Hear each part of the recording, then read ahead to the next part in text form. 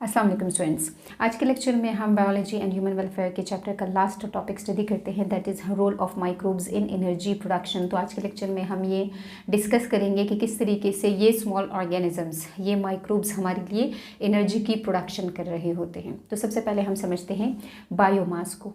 Biomass is organic, meaning it is made of materials that comes from living organisms such as plants and animals।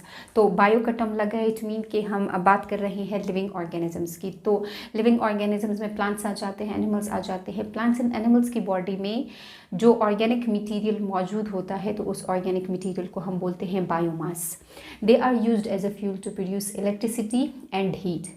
तो इससे पहले हमने जब nitrogen cycle हम discuss कर रहे थे तो उसमें हमने यही जिक्र किया था कि जब प्लांट्स एंड एनिमल्स की डेथ एंड डिके हो जाती है तो उन डेड बॉडीज़ के ऊपर फिर सेप्रोफिटिक ऑर्गेनिजम्स यानी कि बैक्टीरिया एंड फंजाई एक्ट करते हैं और उनकी बॉडीज़ में मौजूद ऑर्गेनिक मटेरियल्स को तोड़ कर उनको या तो सॉइल का पार्ट बना दिया जाता है या उनको एयर का पार्ट बना दिया जाता है। और इस दौरान में जो एनर्जी रिलीज़ हो रही होती है तो उसको वही डिकम्पोजर्स अपनी एनर्जी सोर्स के तौर पर यूज़ कर रहे होते हैं। लेकिन अब हम ये कह रहे हैं कि जो प्लांट एंड एनिमल की बॉडी में मौजूद एनर्जी है, मतलब जो ऑर्गेनिक मटेरियल के पास एनर्जी है, तो उस एनर्जी को हम इलेक्ट्रिसिटी में कन्वर्ट कर सकते हैं, उस एनर्जी को हम हीट में कन्वर्ट कर सकते हैं। तो जो मोस्ट कॉमन बायोमासेस हैं which are used for energy production, तो अब हम उसको डिस्कस करते हैं कि किन किन चीज़ों को हम यूज़ कर एनर्जी की प्रोडक्शन कर सकते हैं। तो उसमें प्लांट्स आ जाते हैं, वुड, डिफरेंट टाइप के वेस्ट्स आ जाते हैं जिस तरीके से एनिमल डंग है, poultry wastes, human excreta, industrial waste या डिफरेंट टाइप के डोमेस्टिक वेस्ट आ जाते हैं, क्योंकि इन तमाम बायोमास में बहुत हाई अमाउंट में ऑर्गेनिक मटेरियल मौजूद होता है। तो इट मीन कि उनके पास बहुत ज़्यादा एनर्जी मौजूद होती है और उसी एनर्जी को हम यूटिलाइज कर रहे होते हैं हीट प्रोडक्शन के लिए या इलेक्ट्रिसिटी प्रोडक्शन के लिए। सो इन बायोमास के पास एनर्जी होती है which is first derived from sun, जो कि ये सन से ले रहे होते हैं। तो सबसे पहले प्लांट्स इसी सनलाइट को एब्जॉर्ब करते हैं। Plants absorb the sun energy through photosynthesis, क्योंकि फोटोसिंथेसिस के प्रोसेस के लिए इनको एनर्जी चाहिए होती है जो कि वो सन की एनर्जी से एब्जॉर्ब कर लेते हैं। और फिर कार्बन डाइऑक्साइड को हवा से एब्जॉर्ब करते हैं और वाटर को सॉइल से एब्जॉर्ब करते हैं थ्रू देयर रूट्स, और इस कार्बन डाइऑक्साइड और वाटर को in the presence of sunlight convert कर देते हैं इनटू न्यूट्रिएंट्स, यानी कि उससे कार्बोहाइड्रेट्स बन जाते हैं। तो कार्बोहाइड्रेट्स यानी कि ऑर्गेनिक सब्सटेंसेस इसी एनर्जी की वजह से बन जाते हैं। तो प्लांट्स बॉडी ने ये एनर्जी अपनी बॉडी के अंदर कैप्चर की हुई होती है। फिर यही एनर्जी प्लांट बॉडी से बाकी एनिमल्स तक ट्रांसफ़र होती जाती है थ्रू फूड चेन। जब इन्हीं प्लांट्स को बाकी एनिमल्स खा लेते हैं तो ये एनर्जी फिर उन एनिमल्स की बॉडी में आ जाती है। The energy from plants are transfer to other organism through food chain. तो जो सन की एनर्जी है वो पहले प्लांट्स के पास आती है और फिर प्लांट से होते हुए वो फिर नेक्स्ट ट्रॉफिक लेवल तक ट्रांसफ़र होती जाती है। So the energy from these organisms can be transferred into usable energy through direct and indirect means। तो इन बायोमास के पास जो मौजूद एनर्जी है उस एनर्जी को हम किसी यूजेबल फॉर्म ऑफ एनर्जी में कन्वर्ट कर सकते हैं, हम उसको किसी ऐसे सोर्स ऑफ एनर्जी में कन्वर्ट कर सकते हैं जिसको हम यूज़ कर सके अपनी डिफरेंट एक्टिविटीज़ के लिए।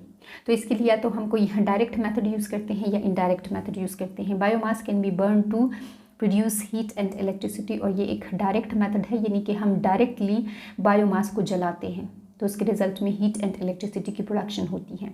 या biomass can be processed into biofuel, ये एक इनडायरेक्ट मेथड होता है जिसमें हम बायोमास की प्रोसेसिंग कर रहे होते हैं, मतलब उसको चेंज कर रहे होते हैं बायोफ्यूल में with the help of microbial activity. But इस बायोफ्यूल की प्रोडक्शन के लिए हमें माइक्रो ऑर्गेनिज्म चाहिए होते हैं। बट चाहे हम डायरेक्ट वे में बायोमास को यूटिलाइज करें या इनडायरेक्ट वे में बायोमास को यूटिलाइज करें, biomass utilization is responsible for carbon cycle of biosphere, क्योंकि बायोस्फीयर में कार्बन भी एक साइकिल की तरह सर्कुलेट करता रहता है। पहले प्लांट्स उसको हवा से एब्जॉर्ब कर लेते हैं, फोटोसिंथेसिस के प्रोसेस में उसको यूटिलाइज कर उससे कार्बोहाइड्रेट्स बना देते हैं। फिर जब इन्हीं बायोमास की या तो कंबशन होती है या उसको कन्वर्ट किया जा रहा होता है बायोफ्यूल में, तो ये वापस हमारे इन्वायरमेंट का पार्ट बन जाता है। तो इस तरीके से कार्बन साइकिल मेंटेन हो जाता है बायोमास की यूटिलाइजेशन के रिजल्ट में। The biomass energy production with the help of microbes played a key role in reducing our dependence on fossil fuels. Fossil fuels मतलब जो कोयला है या पेट्रोलियम है, अगर हमने इनका इस्तेमाल कम कर दिया और इन फॉसिल फ्यूल्स की जगह हमने कोई alternative source of energy utilize करना स्टार्ट कर दिया तो ये हमारी डिपेंडेंस फॉसिल फ्यूल्स के ऊपर कम कर देंगे, which are responsible for detrimental effects on environment as well as human health. क्योंकि इन्हीं फॉसिल फ्यूल्स को जब हम जलाते हैं तो डिफरेंट टाइप के ग्रीन हाउस गैसेस प्रोड्यूस होते हैं जो कि हमारे एनवायरनमेंट में पोल्यूशन को कॉज करने के लिए रिस्पॉन्सिबल होते हैं, और फिर उन पोल्यूशन का ना सिर्फ ह्यूमन हेल्थ के ऊपर बल्कि डिफरेंट जो लाइफ्स है तो उनके ऊपर इफेक्ट होता है। तो हम उस पोल्यूशन को भी कंट्रोल कर सकते हैं अगर हमने इन्हीं बायोफ्यूल्स को एज ए एनर्जी सोर्स के तौर पे यूटिलाइज करना स्टार्ट कर दिया। तो इन फॉसिल फ्यूल्स की प्रोडक्शन में हमारी हेल्प कर रहा होता है बायोटेक्नोलॉजी भी।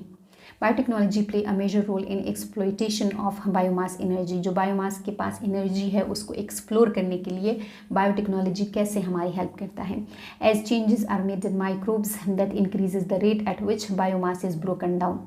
तो हम इन माइक्रोब्स के अंदर कुछ ऐसे चेंजेस कर देते हैं जिसकी वजह से उनका जो नॉर्मल प्रोसेस है इन्हीं बायोमास की ब्रेक डाउन का तो वो तेज़ हो जाता है, तो हमारे पास ज़्यादा अमाउंट में बायोफ्यूल की प्रोडक्शन होती है।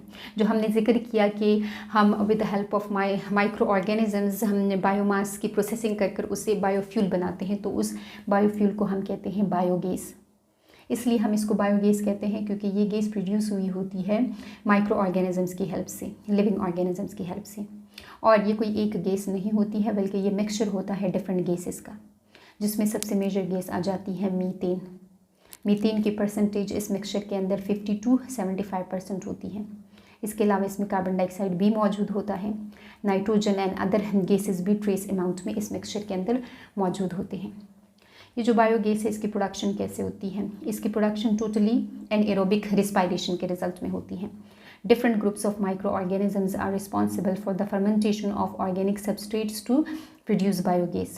ये जो बायोगैस है ये ऑर्गेनिक सब्सट्रेट्स की एनाएरोबिक फर्मेंटेशन के रिजल्ट में प्रोड्यूस होती है और इसकी प्रोडक्शन के लिए different groups of micro organisms responsible होते हैं। इनमें सबसे मेजर माइक्रो ऑर्गेनिजम्स आ जाते हैं मीथेनोजेंस, जो कि मीथेनोबैक्टीरियम होते हैं। A group of bacteria which grows anaerobically on cellulosic materials and produce large amount of methane gas from carbon and hydrogen। ये मीथेनोबैक्टीरियम क्या कर रहे होते हैं? ये सेल्यूलोजिक मटेरियल के ऊपर फीड करते हैं। सेल्यूलोज जो कि मेजर कंपोनेंट है प्लांट के सेल वॉल का, तो उस सेल्यूलोज के अंदर मौजूद होते हैं कार्बन एंड हाइड्रोजन।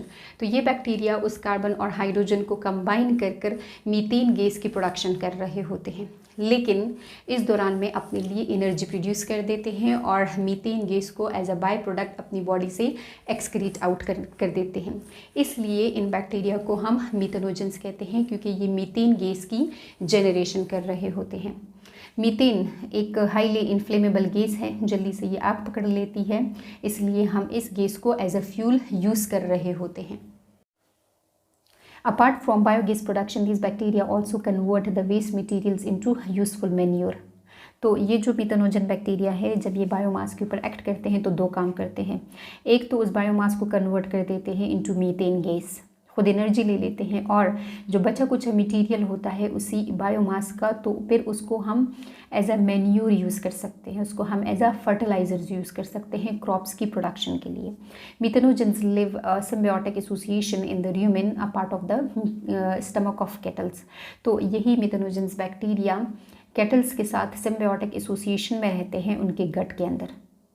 कैटल्स को क्या फ़ायदा दे रहे होते हैं? कैटल्स की जो फूड है उसको डाइजेशन करने में ये हेल्प कर रहे होते हैं, और ख़ुद उन कैटल से एक तो शेल्टर ले लेते हैं और दूसरा उनसे सेल्यूलोज ले लेते हैं। From where they are pass to sewage through their waste. तो जब कैटल्स वेस्ट प्रोड्यूस करते हैं तो उन वेस्ट में भी यही मीथेनोजेंस बैक्टीरिया पास हो जाते हैं, चले जाते हैं।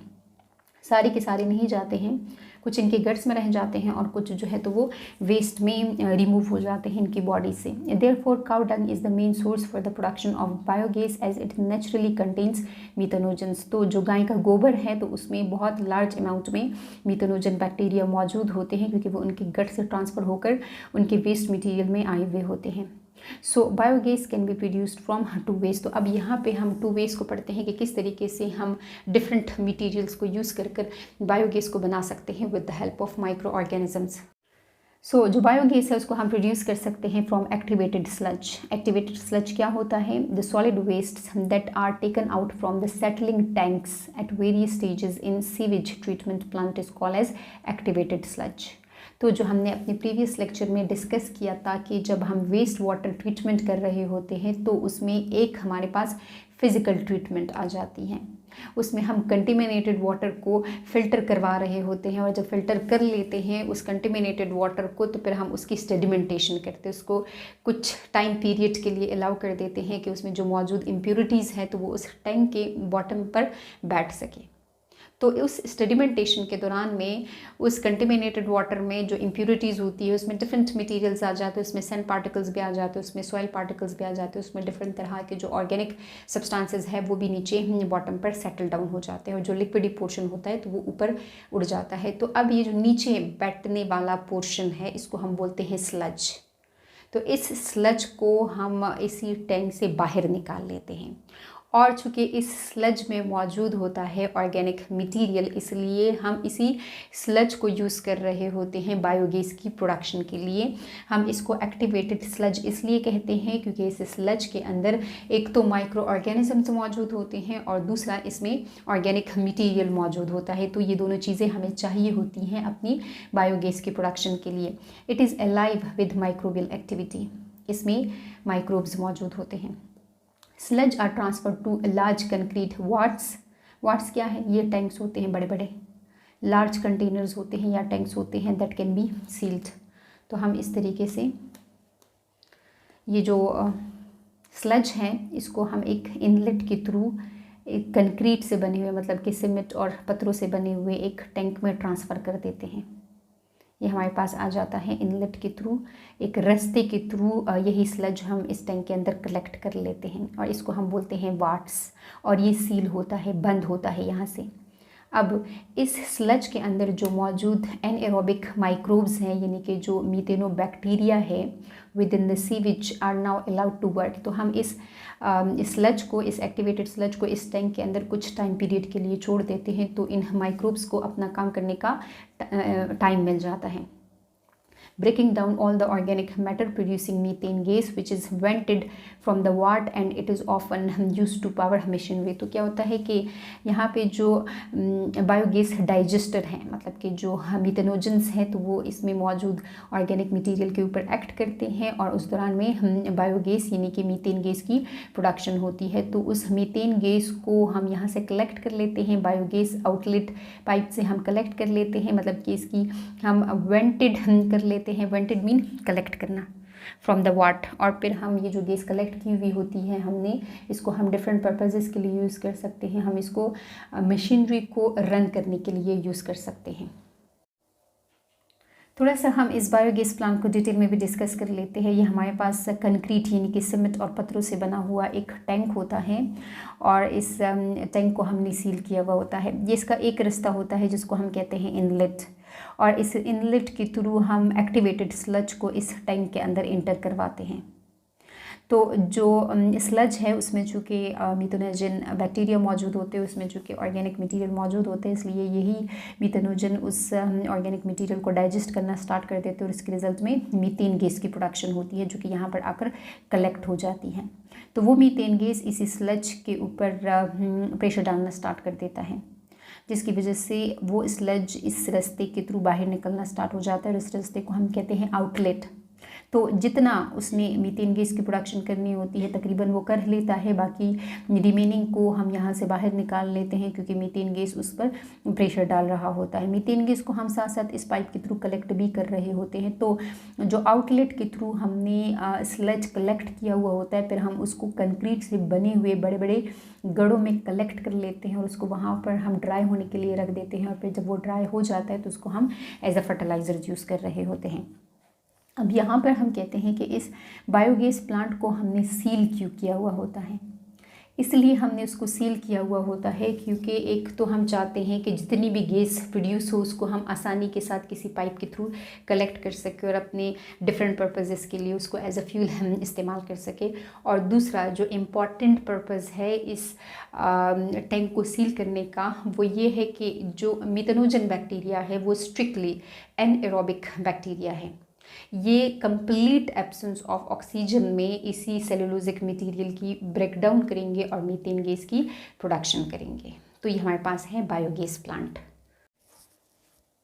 Up to 50% of the sludge can be digested in the wards. Due to the pressure of gas, sludge are removed from wards through outlet and spread out on the ground to dry in shallow concrete pits। तो सारा का सारा sludge नहीं convert हो जाता है into biogas. 50% उसको हम यूटिलाइज कर लेते हैं और फिर जब गैस की प्रोडक्शन हो जाती है तो उस गैस के प्रेशर की वजह से वो उस आउटलेट के रास्ते बाहर निकलना स्टार्ट हो जाता है। जब वो बाहर निकल आता है तो फिर हम उसको बड़े बड़े कंक्रीट से बने हुए पेट्स यानी कि गड़ों के अंदर कलेक्ट कर लेते हैं, उसको हम ड्राई करते हैं और फिर हम उसको एज अ फर्टिलाइजर यूज़ करेंगे, which can be collected and sold as fertilizers।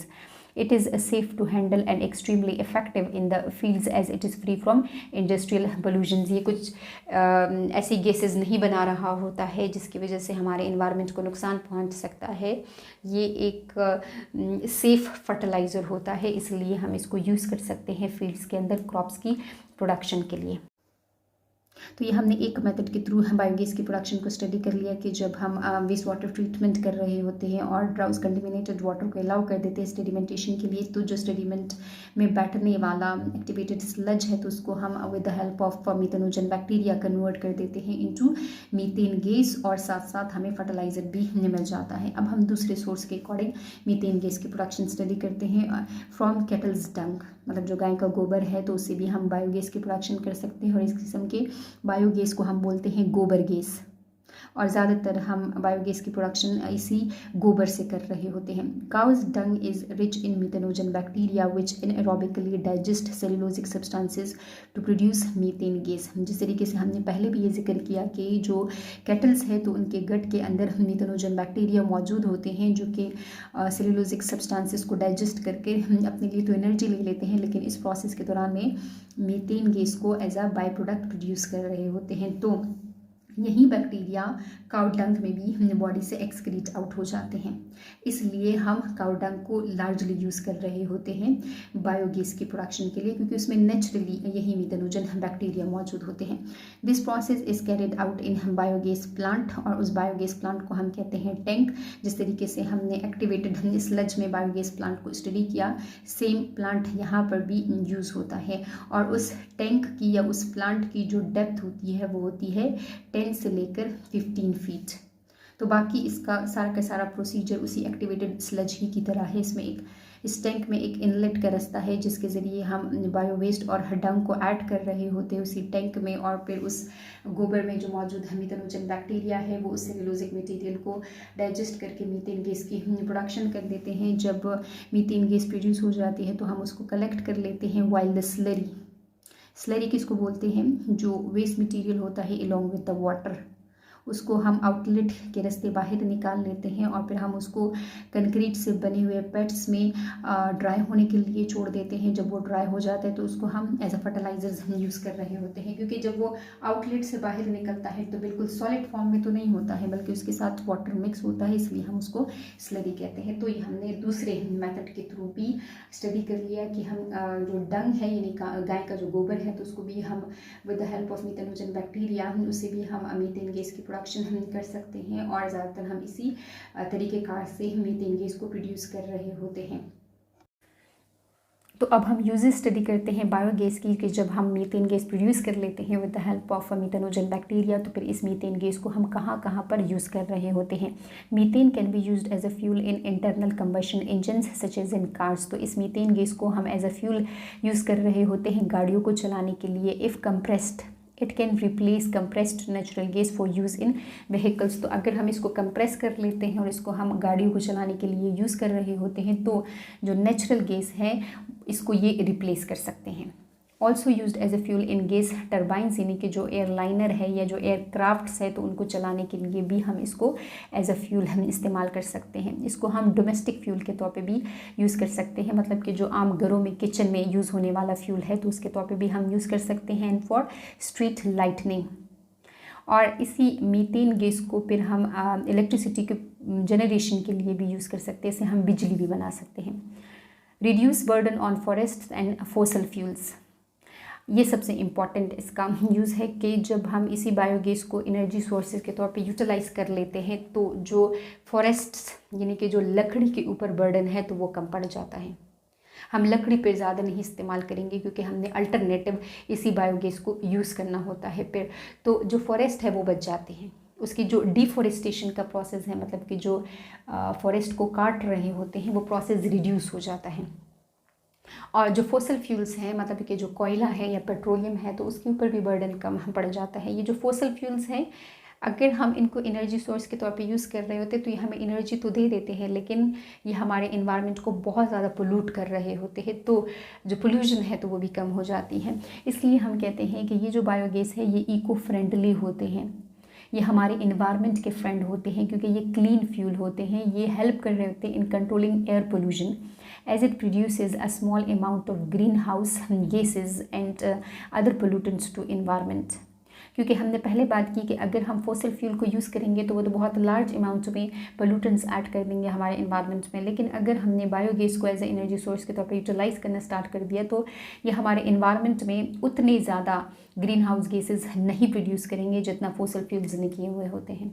इसलिए हम इसको क्लीन फ्यूल बोल रहे होते हैं। जब हम इनको यूटिलाइज़ करते हैं तो ना तो कोई स्मोक की प्रोडक्शन होती है और ना ही कोई रेजिड्यू बाकी बचता है। तो ये हमने स्टडी किया यूजेस ऑफ बायोगैस के, हम इसको फ्यूल के तौर पे यूज़ कर सकते हैं गाड़ियों को चलाने के लिए, एयरक्राफ्ट्स को चलाने के लिए, डोमेस्टिक पर्पसेस के लिए हम इसको यूज़ कर सकते हैं, हम इसको एनर्जी की प्रोडक्शन के तौर पे यूज़ कर सकते हैं। और हमने कहा कि जो लकड़ी है उसके ऊपर बर्डन कम हो सकता है। इसके अलावा जो फॉसिल फ्यूल्स है तो उनके ऊपर बर्डन कम हो सकता है, और फॉसिल फ्यूल्स की जो कंबशन है वो हमारे इन्वायरमेंट में पोल्यूशन को कॉज करने के लिए रिस्पॉन्सिबल होता है, तो पोल्यूशन भी कम हो सकता है। क्योंकि जब हम इन्हीं बायोगैस की यूटिलाइजेशन कर रहे होते तो उस दौरान में बहुत ज़्यादा अमाउंट में यही पोल्यूटेंट्स नहीं प्रोड्यूस हो रहे होते हैं, और ये गैस ना ही कोई स्मोक प्रोड्यूस करते हैं और ना ही कोई रेजिड्यूज़ बना रहे होते हैं। तो ये आज के लेक्चर में हमने डिस्कस किया कि जो माइक्रोब्स हैं यानी कि जो हमारे पास मीथेनोजन बैक्टीरिया है उनकी मदद से हम किस तरीके से एक्टिवेटेड स्लज से और जो गाय का गोबर है तो उससे हम एनर्जी की प्रोडक्शन कर सकते हैं।